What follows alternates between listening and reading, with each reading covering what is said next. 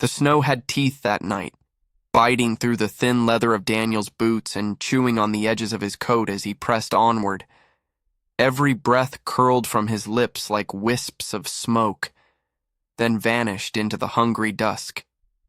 The town was quiet, its shops shuttered and streetlights haloed in frost. Only the sound of snow crunching underfoot kept him company as he neared the final turn toward home. He was late. Again.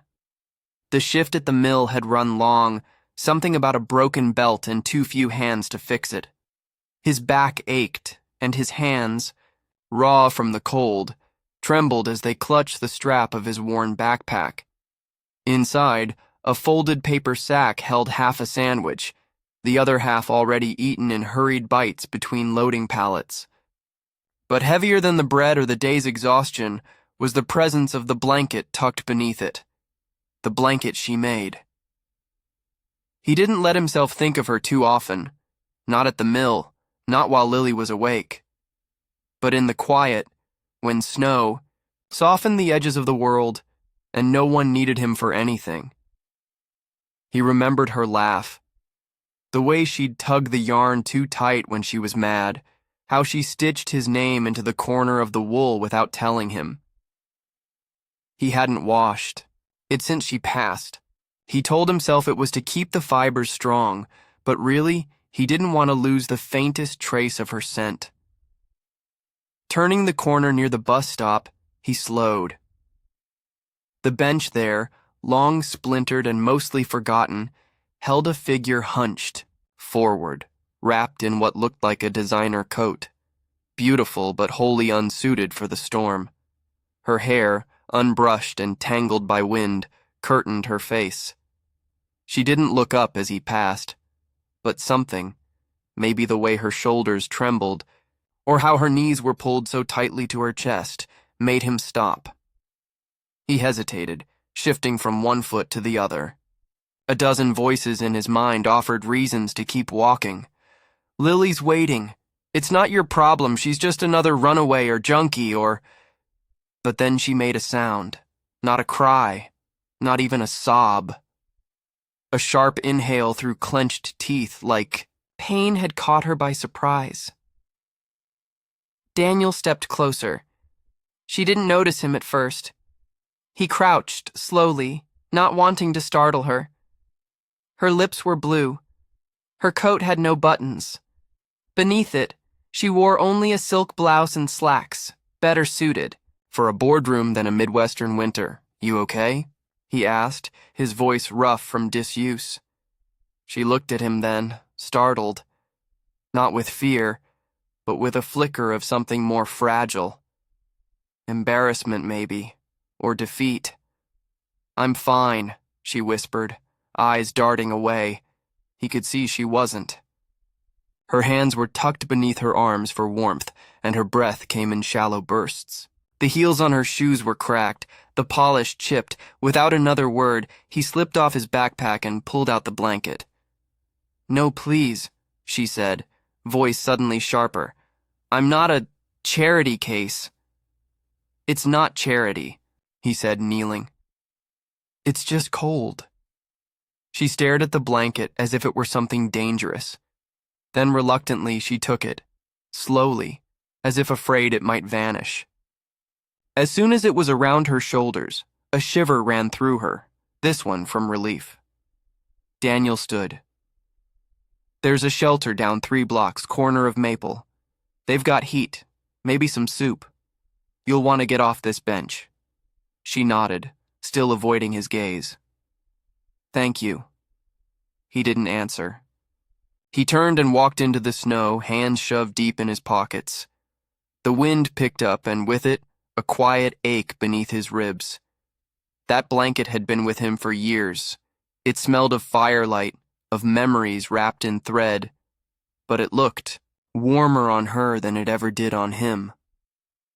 By the time he reached his cabin, the sky had turned slate blue, and the porch light blinked behind a thin curtain of ice. He saw Lily's shape in the window before she darted away. The door opened before he reached the steps. "Daddy!" she cried, arms already outstretched.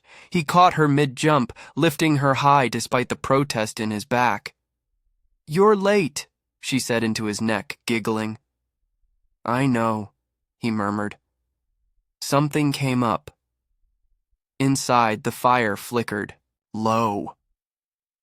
Dinner was 2 eggs and toast, a miracle pulled together by a 6-year-old who insisted she could cook just like Mommy used to. Daniel praised her for the effort, barely tasting the food. Later, Lily curled in her small bed beneath a patchwork quilt. She yawned wide, eyes fluttering shut as he smoothed her hair back. "Daddy?" "Hmm?" "Where's Mommy's blanket?" Daniel paused. "I let someone borrow it. She'll give it back?" He smiled softly. "It'll come back to us somehow." She nodded, already half asleep. He stayed a moment longer, watching her chest rise and fall. Then he went to the hearth, sat in the old rocking chair, and picked up the photograph from the mantel. Her eyes stared back, calm and steady, as if she'd known this moment would come. The blanket had been the last thing she'd made before she got sick. She'd worked on it through long nights, humming songs under her breath, threading pieces of old shirts and curtains through the yarn. It wasn't beautiful in a store-bought way, but it was hers. It was family. Now it belonged for a little, while to a stranger on a bench. In the shelter that night, Elena did not sleep. The cots were too close together, the walls too loud with coughing and quiet sobs. But she stayed warm. The blanket smelled like something she couldn't name. Not perfume, not soap. Something softer, firewood maybe, or thyme. She turned it over and over in her hands. Her fingers, long trained for typing reports and tapping glass conference tables, clutched the yarn like it might vanish. She didn't know why she hadn't told the man her name, or why his silence had felt kinder than any dozen words might have been. Her past was too complicated to carry into the cold. The name Elena Barron didn't mean anything here, not without the titles, the company, the staff always one step behind her. But in this place, just for a moment, she wasn't failing or fighting or fleeing. She was just someone warmed by a stranger's blanket. Snow fell through the night, blanketing the world in silence. Back in the cabin, Daniel watched the flames curl low in the hearth, his eyes heavy but his heart uneasy. He didn't regret it. But he wondered, who was she? What had driven a woman like that to a bench in the snow with nothing but silk on her skin? He didn't know. But he felt something shift, something beginning. And though he couldn't name it, like the edge of a word just out of reach, he knew it mattered. Because for the first time in a long while, he hadn't been alone in his giving. And somewhere out there a stranger was warmer for it. That was enough, for now. Morning light came slowly, draped in silver fog and the faint creak of melting icicles. Elena stirred in the shelter's cot, her back aching from the too thin mattress, the ache of yesterday still lodged deep in her bones. She blinked at the ceiling, cracked, plaster, a dangling bulb, and let out a breath that trembled without her permission. The blanket still lay across her lap. She'd folded it neatly before sleeping, a silent promise to treat it with respect. She wasn't sure why. There were cleaner blankets in the storage bin, warmer ones too, but none of them held the memory of a stranger's kindness handed over without explanation. No name, no expectation. The shelter buzzed around her with sleepy tension. Women tying their shoes with numb fingers, murmuring about buses, jobs, bad dreams. Elena avoided their eyes, not out of pride, though a shard of that still lived in her, however she tried to bury it, but because she didn't have the words, not for where she'd been or who she'd been before the snow. She waited until the shelter volunteers stopped moving in and out of the hallway, then slipped into the bathroom and stared at her reflection. Her once manicured nails were chipped. Her eyes were shadowed. The silk blouse now looked like a costume. She pulled on a sweater someone had left folded near the door, mustard yellow, missing a button, and wrapped the blanket tighter around her shoulders before stepping into the cold. She didn't know where she was going. But something in her moved with purpose, like a thread being gently pulled through fabric. Daniel was stacking firewood beside the cabin when he saw her again. At first, he thought she was someone else, a neighbor maybe. But as she came closer and the light caught her face, recognition stirred. The same eyes. Tired but clearer now. She stopped a few paces from his porch, her boots buried ankle-deep in snow. She didn't speak right away. He stood slowly, brushing wood chips from his gloves. "I didn't think I'd see you again." "I wasn't planning on coming back," she admitted. "But this." She touched the edge of the blanket. "I couldn't just keep it." He looked at her for a long moment. "It's not something. You can return." "I figured as much," she said quietly. Silence pressed between them. Daniel turned, opened the porch door, and gestured toward the warmth inside. She hesitated, then stepped forward. Inside, the fire whispered in the hearth. The cabin was small, but tidy. Worn wood floors, 2 chairs near the fire, and drawings tacked unevenly to the fridge with mismatched magnets. Crayon rainbows, stick, figures labeled in big letters, "Me and Daddy." Elena stood near the doorway, her fingers twisting in the blanket.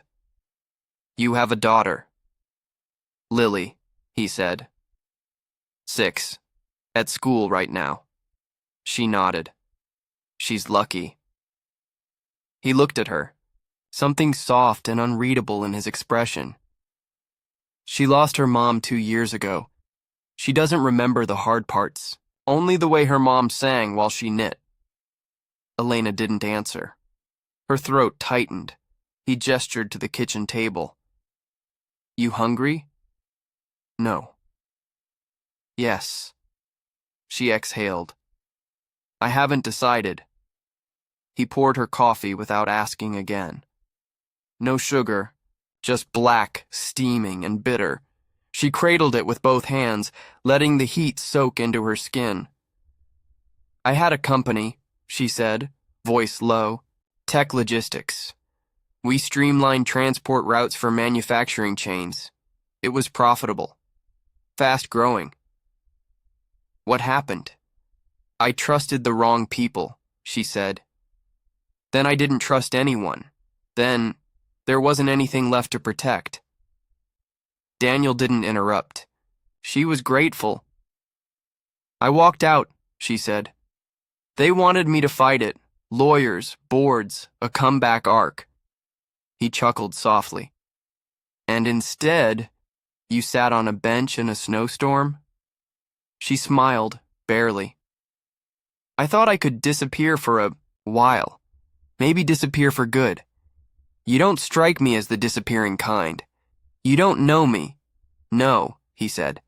"But I know what it looks like when someone's running." She looked down into her coffee. "Do you miss her?" He didn't ask who she meant. "Every day," he said. "But not the way people think. It's not crying or remembering anniversaries. It's smaller. Like when I reach for the sugar she used to hide from Lily.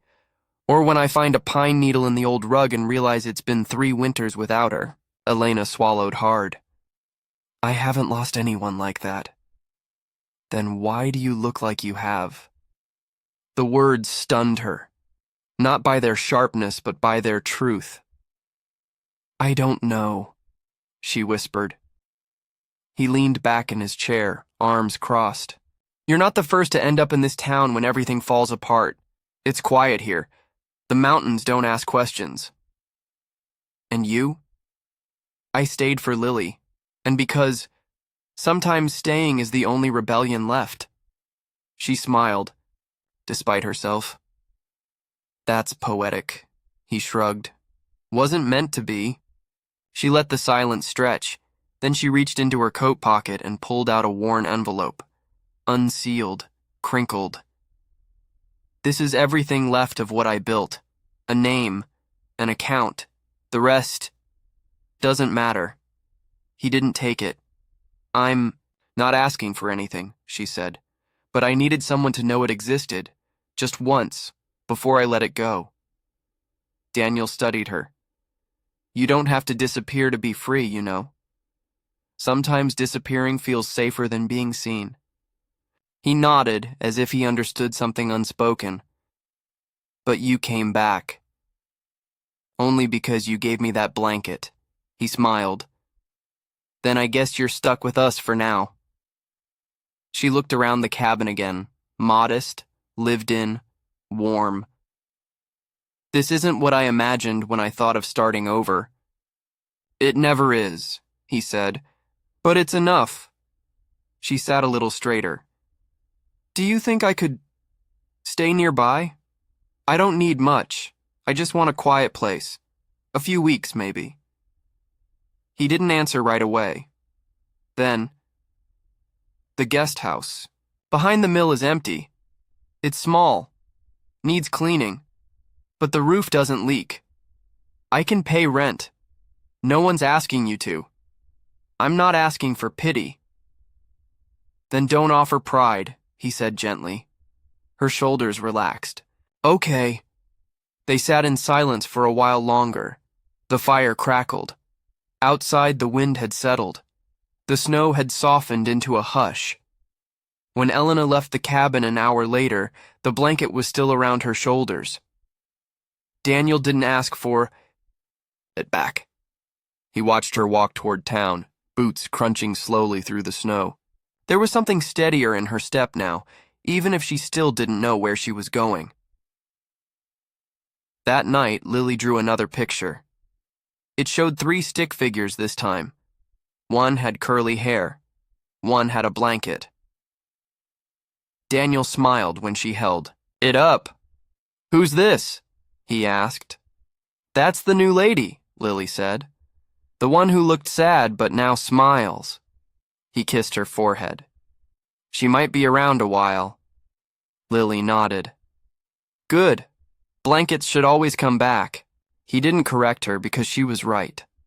Sometimes what we give away has a way of returning, not as it left us, but fuller, richer, changed.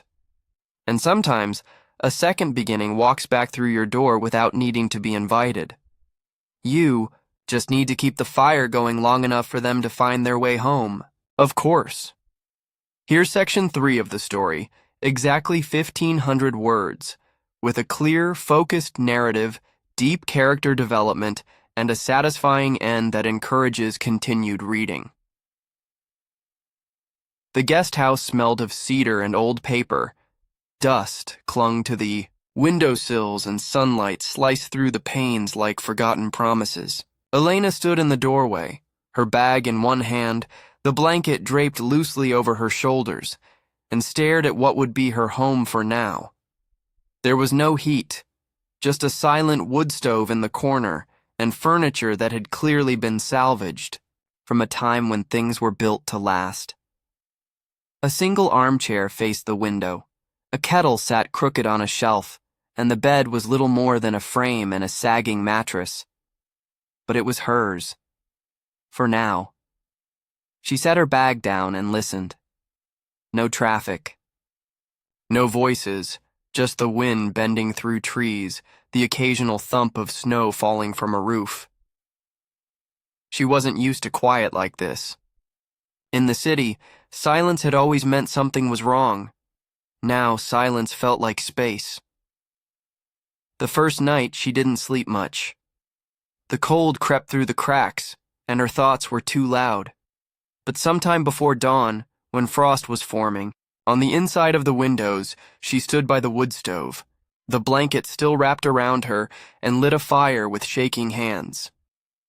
By morning, the cabin smelled like smoke and pine, She boiled water for tea and wrote a list. Small things she'd need to clean, to fix, to feel like she belonged.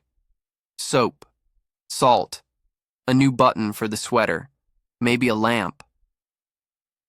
The general store was 2 blocks from Daniel's cabin, nestled between the diner and a post office that still had a rusted blue mailbox out front. As Elena stepped through the door, a bell jingled overhead and a warmth greeted her, both from the space and the woman behind the counter. "You're the one staying in the guest house," the woman said, eyes curious, not unkind. Elena paused. "Yes. Name's Carol. Been running this place since my father passed. Elena." "Good to meet you, Elena. You've got the look of someone starting over." Elena wasn't sure if that was meant as sympathy or observation. She decided not to take offense either way. "I suppose I do." "Well," Carol said, coming out from behind the counter, "starting over needs supplies. Follow me." Carol didn't ask questions, but she offered commentary as they walked the aisles. "That kettle you've got up there won't whistle. Worth a damn. Here's a better one. Got a dent, but the seal's good. Then, we get our bread fresh on Tuesdays. Rest of the time, you'll want to bake or go hungry." Elena found herself smiling in spite of herself. By the time she checked out, she had 2 bags full and the vague feeling she'd just passed an invisible test. "You need anything else? You come to me first," Carol said. "This town's not big, but it's watchful, and it remembers kindness." On her walk back, snow began to fall again, soft, thin flakes that shimmered in the sunlight. She stopped for a moment, face tilted upward, and let it fall on her skin. No cameras, no meetings, no one asking for performance, just sky and silence. That afternoon, she scrubbed the floors. The next day, the windows. With each motion, something uncoiled in her chest. She made tea in the new kettle. She found herself humming. She read the newspaper cover to cover, even the farm reports. She saw Daniel twice that week. Once when Lily waved at her from the cabin porch and asked if she liked pancakes, and once when he brought over a box of books. "Left over from my wife," he said. "She'd rather they be read than sit in storage." Elena ran her fingers over the titles. Cookbooks, poetry, essays about the natural world. She had good taste. "She had a quiet kind of fire," he said. "A lot like someone else I know." They didn't talk about what Elena had left behind. He didn't press, she didn't volunteer. But something unspoken sat comfortably. Between them, recognition maybe, or simply the knowledge that both had come through some storm and still stood, even if unsteadily. One evening, a knock came at her door. She opened it to find Lily holding a pie dish wrapped in foil. "Dad made..." "Too much," she said. "And I told him you look like someone who needs pie." Elena crouched down. "That's a very thoughtful observation." Lily beamed. "It's apple. With cinnamon. I helped." "I can't say no to that." As the door closed behind her, Elena looked at the pie, still warm, and something unfamiliar flickered through her chest. Not grief, not guilt. Something quieter. A flicker of place, of being wanted even in the smallest way. She began writing again. At first, just in a spiral-bound notebook Carol had slipped into her shopping bag. Notes about the cabin, about the people she met, about what it felt like to live without an audience. Then, slowly, more personal things. Stories about what the city had taken from her. Sketches of what it had once given her. She didn't call it a journal, that felt too formal. But she kept writing, every morning after tea, and before the sun fully rose. One day she found a note, slipped under her door. "There's a community supper at the Grange Hall this Friday. Bring whatever you have, or bring nothing at all. Just come. C." Elena held the note for a long time. She hadn't been in a room full of people since her exit went public, since the boardroom confrontation, the whisper campaigns, the late-night press speculation about how the Queen had lost her crown. She folded the note and placed it in her coat pocket. On Friday, she baked. Nothing elaborate, just cornbread, slightly uneven, the top too crisp. But she carried it into town anyway. The Grange Hall was lit with strings of warm light and filled with the low murmur of conversation. She recognized no one at first, but Carol waved her over and introduced her like she belonged. "This is Elena," she told a man stirring chili. "She's got grit under those polished shoes." Elena laughed softly, and someone poured her a cider, and someone else asked her about the weather near the guest house. No one asked about headlines. No one asked about failure. It was as if her past had dissolved in the snow. Daniel arrived late, Lily tugging him inside with mittens too big for her hands. He caught Elena's eye across the room, a small smile, a nod. Later, as she stepped outside for a moment of air, he joined her on the steps. "It's easier than you thought, isn't it?" he said. "What is?" "Belonging." She looked up at the stars, sharp and cold and infinite. "I didn't think I wanted it." "You did," he said. "You just didn't know how to ask." They stood in silence. Her fingers curled around the mug of cider. "I was never good at asking," she admitted. "You're here now. That's a start." Behind them, laughter spilled from the open door. Someone was playing a fiddle. Lily was dancing with a dog that wore a too small sweater. Elena smiled. "You said your wife had fire," she said. Daniel nodded. "What do I have?" He looked at her, his eyes steady. "You've got embers," he said. "The kind that burn long after the flames are gone. The kind that can start something new." She didn't answer, but she didn't have to, because for the first time in a long while, she didn't feel lost. She felt lit from within, small, quiet, and steady. A woman not defined by what she'd walked away from, but by what she might still choose to walk toward. And that was enough. For tonight. Maybe even longer. The storm came without warning. One moment the sky was a winter gray, typical for late January. The next it deepened to a slate so dark it swallowed the hills. Elena watched from her window as snow began to whip sideways, battering the panes, like 1,000 invisible fingers trying to get in. Wind howled, slamming against the roof of the guest house, rattling the stovepipe and groaning through the trees. It wasn't just a storm. It was a siege. She moved quickly, feeding logs into the stove, checking the candles, filling pots with water. The electricity flickered twice before it cut out entirely. The silence it left behind was absolute. She wrapped herself in layers, pulled on her boots, and lit a lantern. Her breath turned silver in the air. For a moment, she considered walking to Daniel's, but the wind pressed against the door like a wall. Going out would be foolish. She would stay. She would wait. The hours dragged. She read by lantern light until her eyes blurred. She counted the seconds between gusts, listening for breaks that never came. And when sleep did come, it was uneasy and light, her body curled beneath the blanket like a cat, senses always half awake. In the morning, she stepped outside and was stunned. The storm had buried the world. Snow piled in drifts over the porch railing. Trees bent low, heavy with frost, and the path to the main road was gone. It was as though the cabin had been swallowed whole by nature. She looked toward Daniel's, but the distance was a blank white stretch, unmarred even by footprints. She turned back inside and stoked the fire again. It would be days, maybe, before things returned to normal. If this place had ever had a normal. Around noon, someone banged on her door.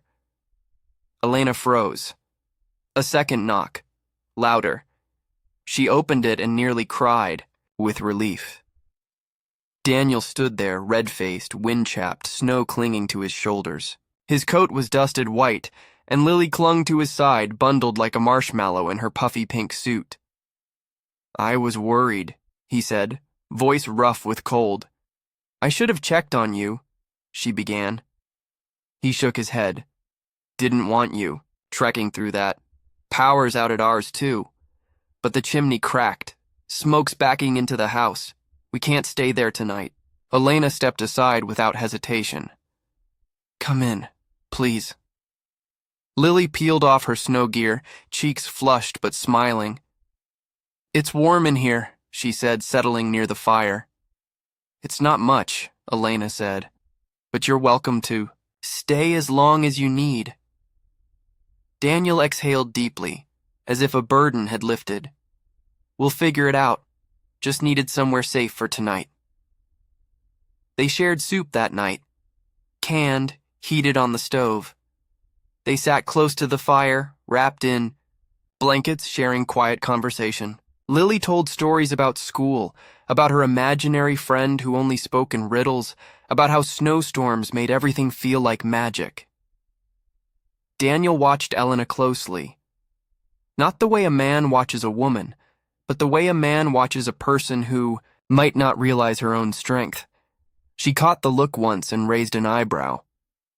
"What?" she asked. "You're different than when you arrived," he said. Elena stirred her soup. "Is that good or bad?" "It's real," he said simply. Later, after Lily had fallen asleep curled in the corner, Daniel and Elena remained by the fire, each lost in thought. The flames cast flickering shadows across the ceiling. "Elena," he said, voice low, "there's something I haven't told you." She tensed slightly. "Okay." He stared into the fire. "The cabin you're in, it wasn't just a guest house, it belonged to my wife's sister, Claire." Elena stilled. She hadn't heard the name before. "She lived here for years," he continued. "Kept to herself. Wrote, painted, wandered the woods. She was brilliant. And troubled." "What happened to her?" Daniel's jaw tightened.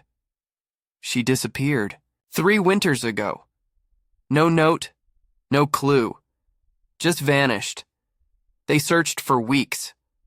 Dogs, helicopters, everything. Nothing." Elena's heart quickened. "You think something happened to her?" "I don't know what to think anymore," he said. "Sometimes I come out here and hope she'll just walk up the path, ask for tea like nothing happened." She absorbed the words slowly. "You never said. No one here talks about it much. Too painful. Claire was complicated. But we loved her." Elena stood and moved to the window. Snow still fell lightly, as if trying to cover every secret the earth had kept. "There's more," Daniel said. She turned. "Lily said she saw someone near the edge of the woods 2 nights ago. A woman. She swears it was Claire." Elena's breath caught. "I didn't believe it," he went on, "but Lily's never lied like that. And then I saw tracks this morning, faint, leading from the trees toward your place." A cold dread began to creep up Elena's spine. "You think she's out there?" "I don't know. I thought it was just the storm messing with my head." But a sudden sharp knock at the back door cut him off. They both froze.